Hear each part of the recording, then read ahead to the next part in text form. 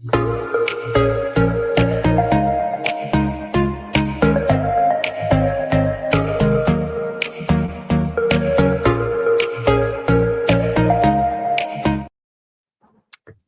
to another episode of the Innovating Together podcast. I'm your host, Bridget Burns from the University Innovation Alliance. And today I'm really excited to bring you an episode that is going to feature insights from two fantastic human beings who have both been part of probably the most important thing that we will ever do in the Alliance. I mean, there's lots of great things that we've done together.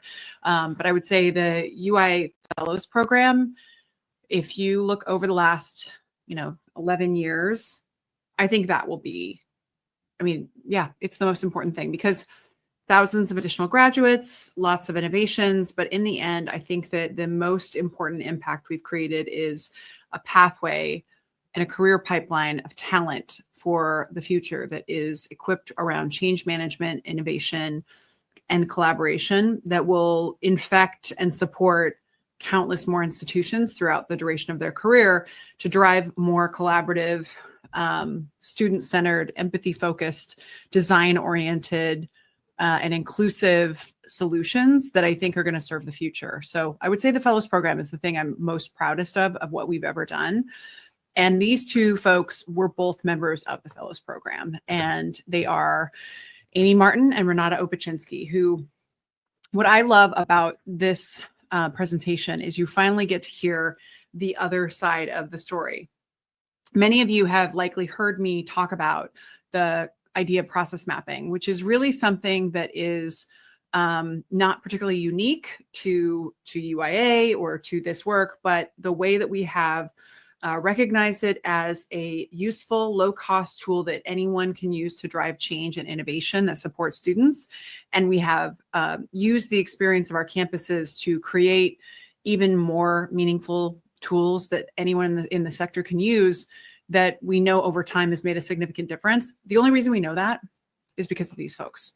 It's because Michigan State, at our very first convening, they heard about what Georgia State was doing. They heard about the incredible innovation, and they heard that behind every one of their interventions and solutions started with a process map to understand how bad things were before they started, because you can't bring a good solution into a toxic system. You need to actually see the system for how it is and not how you fantasize it to be. I've been talking about, you can see that rolled off my tongue because I've been talking about this now for more than a decade. The reason I've been talking about it is because of the work you're about to hear from. But what I love is that though I have been sharing the perspective that I have, which is standing in the center of these institutions, benefiting from the chance to watch what they do and celebrate it and reinforce and support it, you're going to actually get to hear from the people who did it. Amy Martin was the actual UIA Fellow who had only been at Michigan State for, I believe, 2 months when she came in and was at the Georgia State convening that very first time in 2015, and was the person they sent away to get trained in process mapping. Back then, it would cost at least $1,000, and you go. Orion Group did a great job. I went to their training, but we soon learned that was an impediment to people being able to use that skill. And we also learned that, there's a way to apply process mapping that is general for any business, and then there's a way that you need to use it in student success, and the way that institutions, especially universities, need to use it. And we learned this all by doing. So we learned this from Amy Martin, who you're going to hear from, and she was later followed as the UIA Fellow. When she left, she was followed by Renata Opoczynski. And so finally, you're going to get a chance to hear the long view. Many people have heard the spark of what happened from my vantage point and what I've gathered over the years of Michigan State's change and transformation starting in 2014 and 15 when we first launched. But what you're going to hear now is actually the folks who are on the ground who've been there for the decades since, talking about how they've managed to sustain and make change despite really the exact hurdles that we should be wrestling with today. Like, I'm worried all the time about turnover and transition and how, especially at the presidential level, how that's going to negatively affect innovation progress. Well, here, and this is the case study, because Renata and Amy are going to share how their institution has continued to advance student success, spurred initially by that experience, but they've done it amidst extraordinary leadership change. They've had turnover of 7 presidents and 5 provosts in the last decade. And despite that, they've managed to make significant change. And I'm just so grateful for them being willing to share their story and share the insights from this experience. So this is from the UIA National Summit, and it is their short kind of personal experience sharing about navigating change over time. And I'm so grateful for the opportunity to share this with you. And the only reason I can is because of the generous sponsors of folks at Mainstay and at the Carnegie Corporation of New York, who have long supported this podcast and our work. And they uniquely make it possible for us to share the kinds of professional development and learning that we wished existed. I mean, most of the things that we create at the UIA are things that we wished existed, that we tried it the hard way. And boy, it would have been easier if you could learn from others more quickly, if you could actually listen to inspiring content that was going to motivate you to drive change despite the obstacles that you're experiencing that often make it feel like you're the only one trudging up a hill. Because the reality is that most people who work in higher ed are the one person doing that job at that institution. And that can feel very isolating and lonely. And for me, that's one of the things I observed over time is this kind of tendency for us to always have a bunch of individual institutions operating in an individual way. And so thankfully, because of the collaborative spirit of the leaders who formed the Alliance and folks like Amy and Renata who made that work actually possible, we're now in a position, and with the support of Mainstay and the Carnegie Corporation of New York, to surface and share that this work is possible to be done in this way. You don't have to go it alone. There are examples that you can borrow from elsewhere, and whatever people are telling you about what is not possible, I promise you, there are examples that exist that show institutions making progress despite the turnover and transition, despite the leadership chaos, despite the difficulty of this moment. And this is a time when we absolutely need those kind of inspiring messages. So please join me in enjoying this wonderful presentation.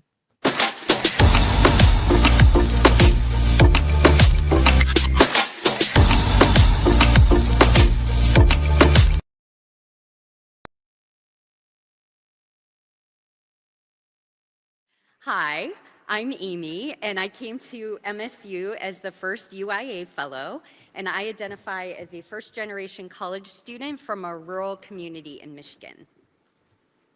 Hi, I'm Renata. I also came to Michigan State as a fellow, and I am a Polish immigrant who came from a low-income background, and I failed all but one class while I was in my first year of college.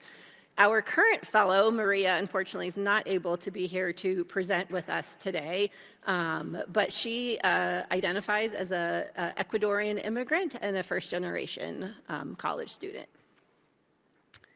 There we go. Yeah, sure. So MSU has been through a lot over the last 8 years or so. As you see here, we have had 7 college presidents and 5 provosts since 2018. We've also had some significant institutional trauma and some negative publicity in situations that have occurred. Yet somehow through all of that, we've been able to keep our student success metrics high. So you can see here our graduation rates have increased, even though it says like 82, 82. It was 81.7 and then 82.2. So they did go up, even if when rounded, it doesn't look like they did. So we were asked to kind of come and share a little bit about why we think we've been able to keep this momentum going, even with all this leadership transition and institutional trauma. Or as we like to say at MSU, moving mountains one boulder at a time. Can you go to the next slide, please? So these are the things we've kind of thought about and identified as reasons we think we've been able to keep the momentum. So we're going to talk about each one at a time. So one of the first things we want to talk about is kind of embedding a vision in your campus culture and fabric. So several years ago, we started to use a phrase called learn, thrive, and graduate. We say every student that MSU admits has the ability to learn, thrive, and graduate. And it kind of sets the stage for our institutional deficit model for student success. More recently, we've been talking about our high acceptance rate, but also high graduation rate, or what we call the virtuous quadrant, that we're one of the few institutions that has this high acceptance rate and this high success rate as well. So we have those phrases, they help center us, they help us understand kind of why we're doing the work we do, even as we're facing some institutional trauma or some leadership transitions. And even more importantly, one of the things we do is we just embed them in everything we do. They are on our PowerPoints, they're on our slides, every presentation we give, you hear us talk about these phrases. So like I said, they just get embedded into the institutional fabric so that all of a sudden everyone else is saying them.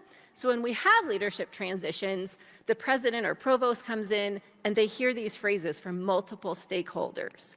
So much so that now, even though we had these phrases created before our current president came in, it's embedded in our strategic plan, and it was mentioned at the president investiture, those phrases that we've been kind of using around student success. A second strategy that we think has helped us maintain this momentum is a focus on doing.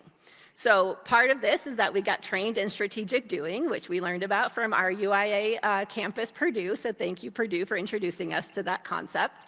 But we've also created our own norms, behaviors, expectations that help us focus on consistent incremental changes forward. You can see some of our standard norms here. The yes and mentality is one of them, Bridget. We have embraced that on our campus as well.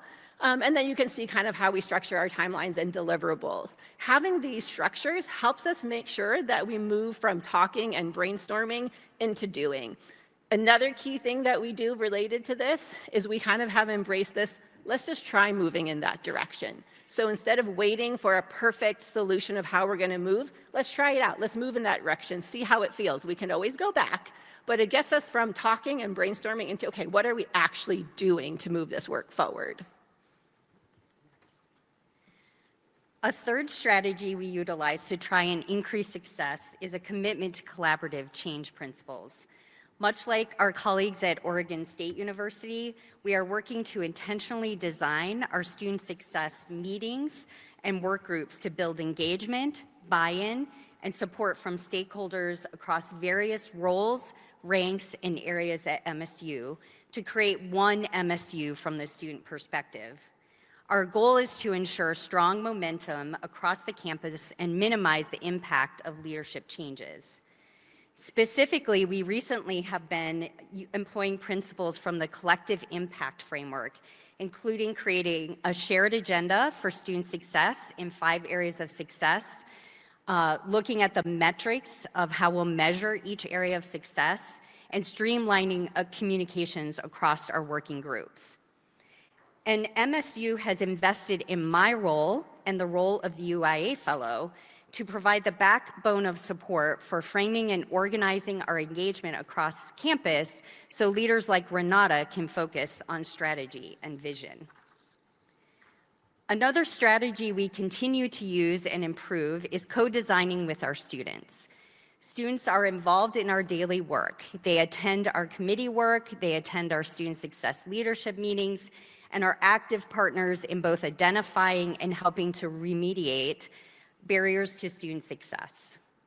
We also regularly listen to students through advisory groups, through student surveys, and qualitative interviews.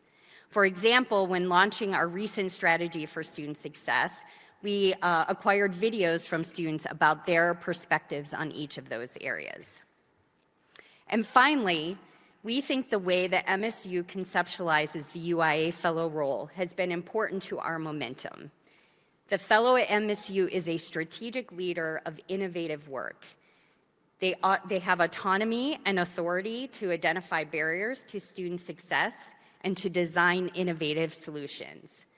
MSU sees the UIA Fellow Role as an opportunity to take a highly qualified leader, engage them through mentorship, provide them with leadership development opportunities, give them opportunities to lead on campus, and accelerate them into the next phase of their career, which we hope is at MSU in a leadership position. So with that, like those in the UIA who have shared their successes and challenges with us, we invite you to contact us and we're happy to share more. Thank you, and please contact us. We'd love to collaborate with you.